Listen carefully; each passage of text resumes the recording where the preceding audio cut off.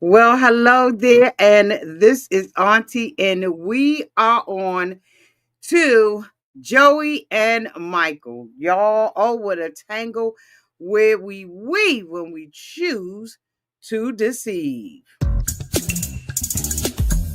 Everybody needs a sweet old auntie. Thank you, subscribers and my nieces and nephews and all of y'all who have been here through the long haul. Shall we get into it? Oh, yes, we shall. It's time for auntie advice. Sweet old. It's time for auntie advice. It's time for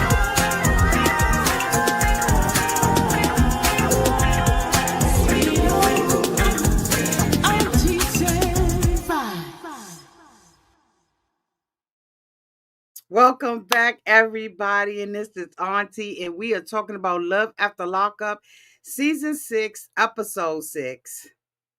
Quit playing games. The Michael and Joey edition. Y'all, Joey can't stand Michael. Michael can't stand Joey.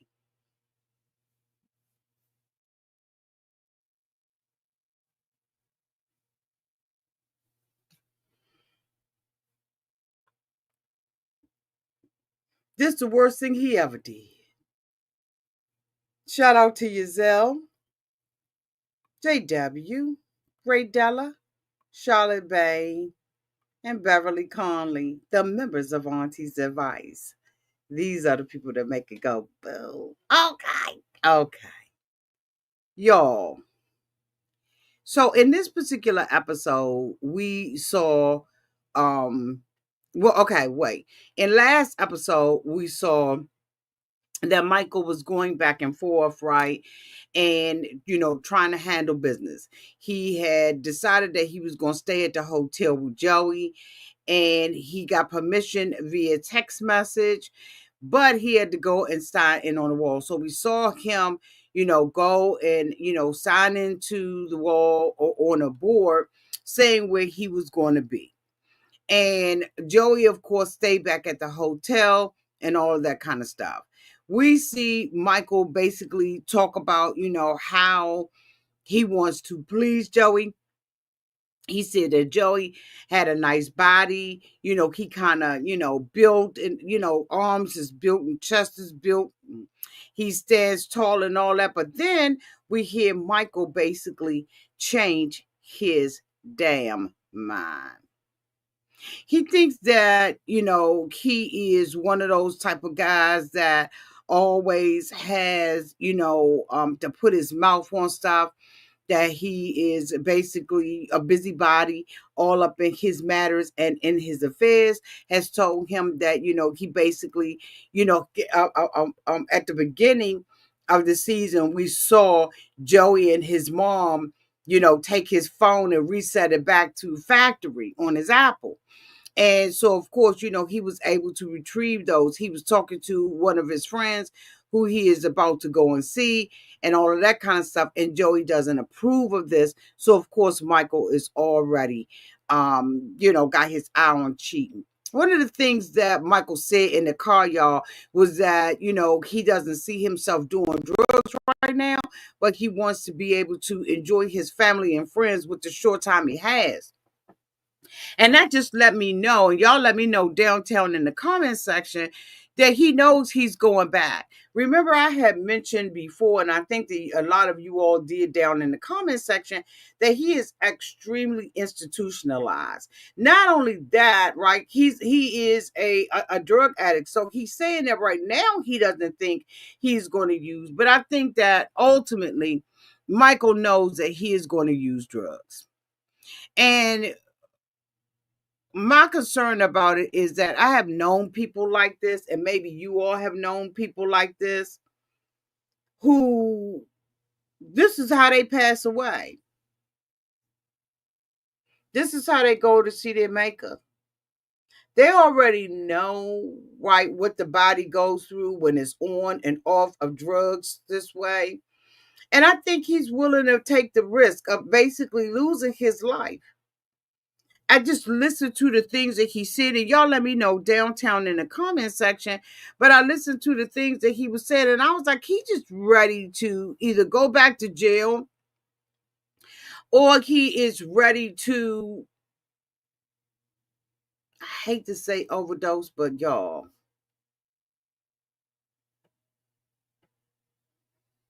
it's not cute. This isn't a funny story or anything like that. It's like he's saying, I'm gonna live out my last days. I don't know. I don't know. Um, but I'm really concerned about him. Now, I'm not a drug expert or anything like that. I don't know anything about rehabilitation, really rehabilitating someone, but I do know about people dying, excuse me, for drugs. And I feel like that this is what we are watching with him. Joey is an enabler. He does not have the strength or the wherewithal to check Michael, which is extremely dangerous. I think that the two of them are not good for one another in so many different ways. But we won't go into that because we ain't gonna be out here long talking about these mofos. But I just look at this whole situation and I'm like, Michael doesn't like him chastising him. He doesn't like him telling him what to do. Joey doesn't even want to chastise him. Neither does he want to tell him what to do. But he thinks that an addict, right? Because Joey is an addict, an ex-addict too, right? And he thinks that Michael is going to rehabilitate himself. He keeps saying, if he goes back on drugs, then the relationship is over. Basically, they don't have a relationship. So we see Joey down at the pool and he calls, Michael on the phone. Michael is hoping that the two of them are going to be able to have a hot night tonight. He's thinking that, they're going to have a hot night tonight and all of that kind of stuff, right?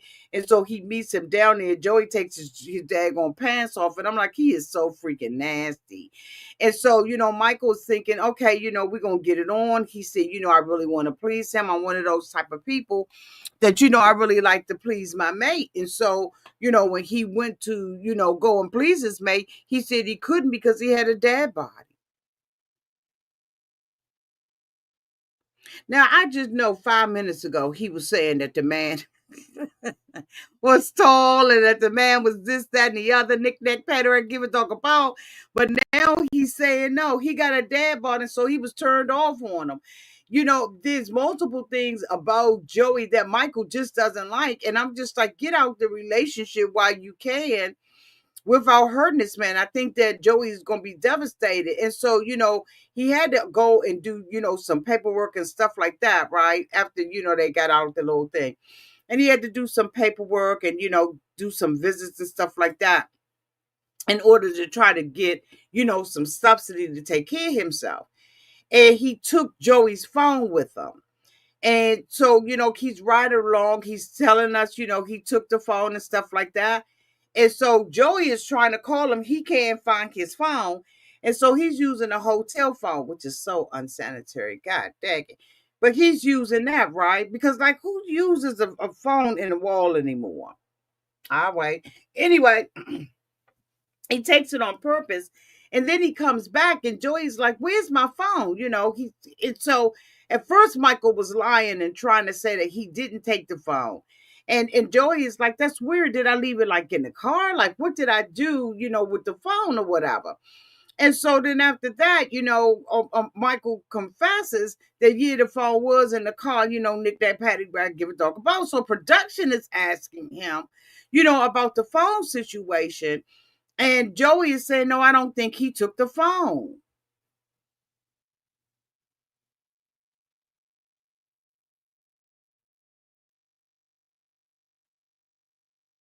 He doesn't want to believe anything about Michael, which is why I think Michael is so turned off because he's so weak.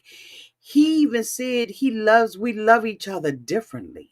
Like he's head over heels in love with me, and I'm not head over heels in love with him. I don't love him the same way. Joey loves him flaws and all and ignores all of the red signs. I think Michael wants someone who's going to say, Michael, you got to stop this. Michael, get yourself together. Whoop, de whoop, de whoop. But that's not what he's going to get out of Joey. So the producers are asking him over and over, right? I guess, because he flicked out and was like, okay, so he took the phone. But you're not going to make me believe something that I don't want to believe or that I don't believe. I don't believe he took the phone. And basically, back down, stand down, mind your business. What difference do it make? Shut up. I ain't talking about this no more. Kiss my hoe. I said, where in the hell did this come from? Where did this Joey come from? And why isn't this Joey the same Joey, right? With Michael? Why doesn't he put his foot down with Michael? And Joey knows that Michael is not child. He know that Michael wasn't attracted to him and didn't want to be with him. He said he couldn't even do it with him. Even though earlier he was giving him all the accolades in the world. Honey, let me tell you, that phone thing freaked him out. And he went ballistic. And I was like, you know what? This is a daggone shame. So, y'all, while we're here, we're going to talk about Bradley and Savannah. As soon as I don't even think, I think I never even put a picture of them up. So I'll just remove this one.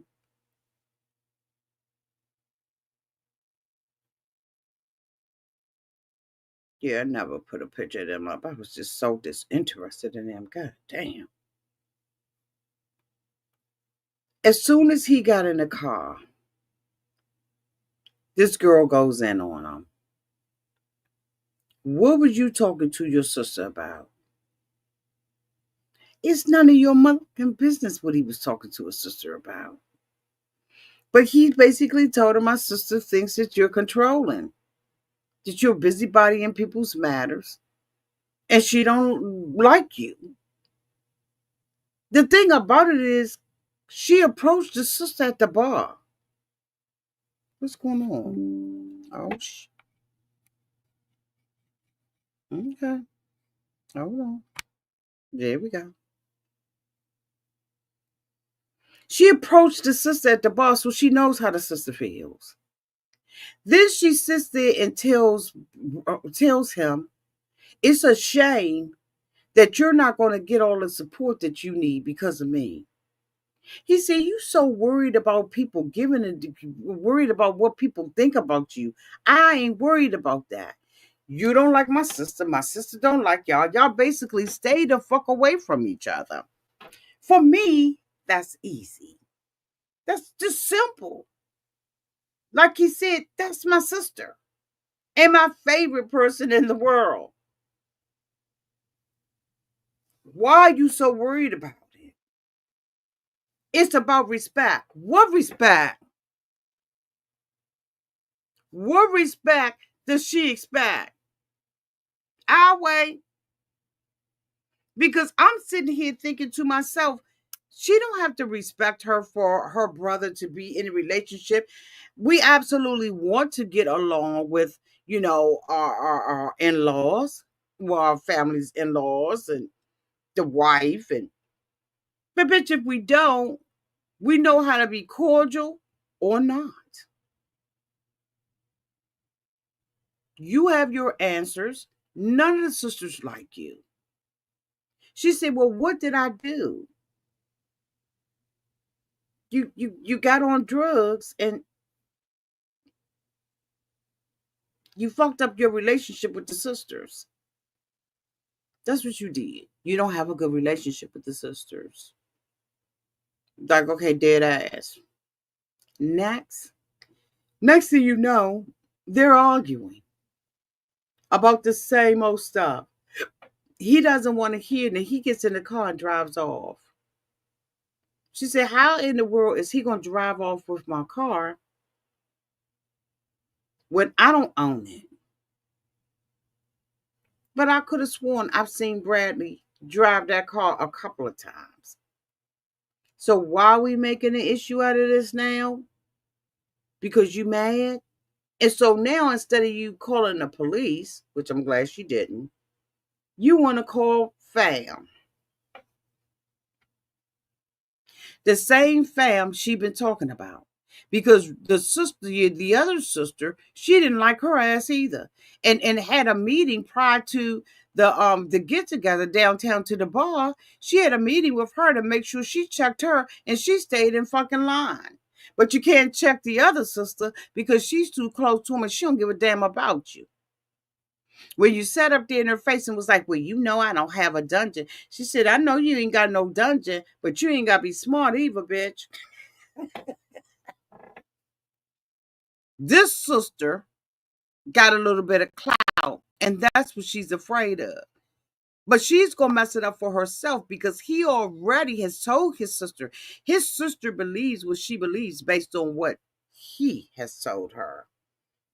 Oh, what a tangle where we weave when we try to deceive.